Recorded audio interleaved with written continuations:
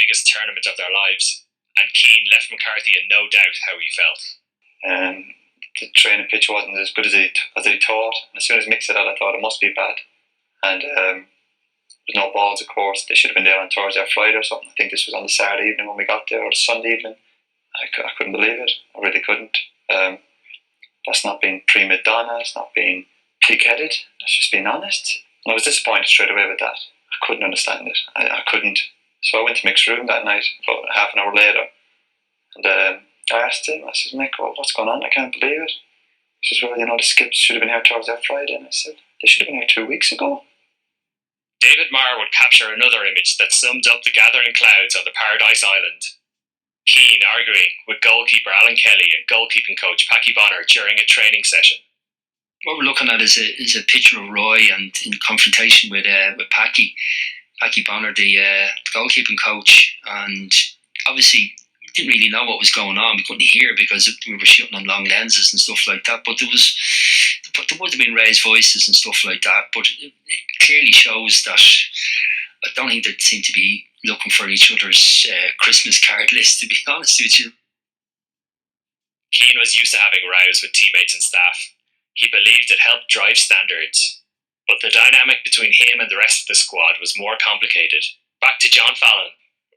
It's hard to describe. Roy is Roy, and when he's in great form, he's in the middle of it all, and he's funny, and his dry wit kind of can take you apart at times. But no, I think it's unfair to say he was away from the group. No, the last I remember is he was sitting down on the beach with everybody, and I ended up putting sun cream on his back. And he always had his daily walk with Mick Bourne off somewhere. But that was just clear the head time, Matt Holland is a former Ireland international.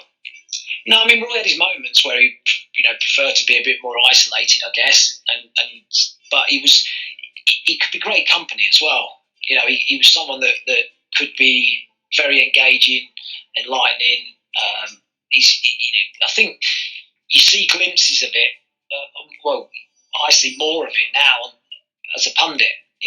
As in the media career that he's built, you see the sort of humorous side to him, if you like, the cheeky side to him, which we probably didn't see as often as as that, because it was such a it's difficult to say at this time of the heat of battle, for want of a better phrase, with what's going on in the world at the moment.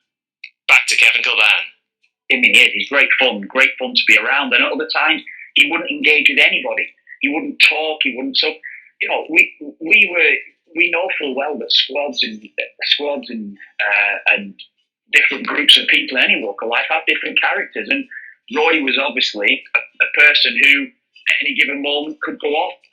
He was always so focused on what was going on at the time, and he's winning games and all that sort of stuff. He was always engrossed in that. But there were moments where he could, be a part of it, be a laugh, be a joke, be funny, be humorous, and so he can be a very engaging person. But at the same time, he's also very professional and wants to win, and he can be pretty tough at times as well. It was that conviction that also made him a captivating personality to fans of Ireland and Manchester United. Dara Whelan was a producer for a sports radio show, Off the Ball. There was always something, I think, it's uncompromising about him. We always like those kind of uncompromising kind of figures. And I think especially growing up, you like a kind of a hero like that you can kind of look up to, that kind of says, no, this is my way and that's it. It's interesting as well, I don't know, my dad was a Liverpool fan, I became a United fan. My dad thought he was a Cork Courier. I thought he was a legend. As a United and an Ireland fan, we had somebody of this stature. He was an Irishman. He was one of our own. Now, if he was a dub, it would have been better. But, And Keane's drive to succeed was infectious. It wasn't like Italia 90. It wasn't like Euro 88. Like, I remember I was following those as well, and I remember those times as well. That was just there as kind of, sure, we're here for the crack, and, let's have a load of pints while we're at it. Like, whereas this was, okay, we weren't going thinking we're going to win the World Cup, but it was certainly a sense of, do you know what? We have a chance. The night after his row with Alan Kelly and Packy Bonner, Roy told Mick he wanted to go home. He had had enough before the tournament had even started. But after talking it through with his wife and his club manager, Alex Ferguson, he changed his mind. With 3 minutes to go before the FIFA deadline, Keane opted to keep his name on the squad sheet. Keane cited undisclosed personal problems and a knee injury as his reasons for wanting to leave. Hours later, he had a change of heart. His training squad is fine. He's in with the lads. They're all gathered round him. They're all together. Maybe these things are sent to try us, and what often happens with the Irish team, we strengthen our resolve and we'll be stronger for it. As word seeped out of the camp, the tension between the captain and the manager was dominating headlines back home. At training sessions, there was only one focus for photographers, and for David Marr, there's one image that sums up that time. I've never had covered a training session since Saipan where I only concentrated on one player. The one photograph where Roy and Mick, they walk across from each other, there was an element of luck, and people would say, well, you make your own luck, but I had been watching Roy for pretty much the whole session, as I said, and all of a sudden then he was walking, and then Mick just walked into the frame, and it was like bang, bang, bang, bang, and you pick out your best frame afterwards, but like literally your heart is pounding because you feel that you've gotten the photograph. You pretty much know that's the shot that is going to sum up the relationship between those two individuals at that particular moment. And when they walk like that and their heads are down, it kind of sums up the whole thing. A week of tension, or some would say a decade, came to a head in the team's dining room at the Hyatt Regency Hotel. Roy had given an interview to the Irish Times and later to RTE, where he criticised the team's preparations. He'd also questioned some of his teammates' dedication. This morning, as he declared his intention to retire from international football at the end of the World Cup, he lashed out at the Republic of Ireland's pre-tournament preparation, describing their training pitch in Saipan as shocking.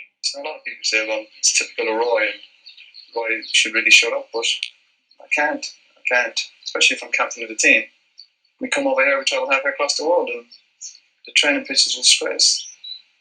And somebody's got to hold a hand up and say, it's like training on a car park. But when we got there, it was so dangerous. I said from the start, there's going to be injuries here. Of course, 3 days later, there was 3 injuries. It didn't surprise me about it. Mick called a meeting of the squad to challenge Roy. Back to Matt Holland. I think,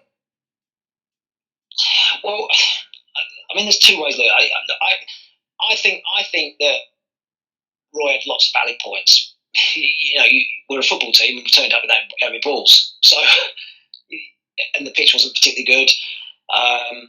And so the points that Roy was raising were valid. You couldn't argue with that.